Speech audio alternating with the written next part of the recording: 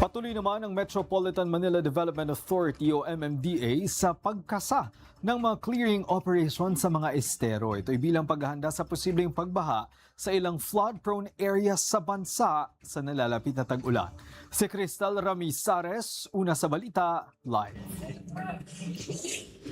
Bilang paghahanda ng pamahalaan sa tag-ulan, muling umarangkada ang bayanihan sa estero program ng MMDA. Layo nitong maiwasan ang pagbaha dito sa Barangay Malanday sa Valenzuela City.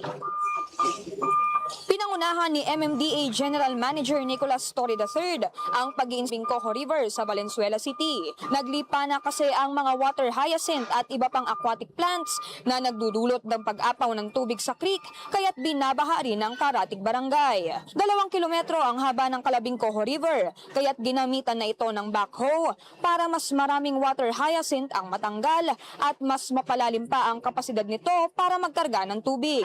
Laking pasasalamat naman ni Valenzuela City Mayor Wes Gatchalian sa MMDA dahil nabawasan na ang pagbaha simula noong ikinasa ang bayanihan sa estero program sa kanilang lugar. Ayon pa sa ilang residente, malaking tulong ito lalo na sa mga kailangan pa ring maghanap buhay sa kanilang lugar tuwing umuulan. Bukod dyan, may sariling oplan linis ganda rin ang lokal na pamahalaan ng Valenzuela kada linggo, kung saan dinedeklag ang mga imburnal, inaayos ang mga nagkukumpol na kable sa mga poste at pinipunturahan muli ang mga pader na may graffiti.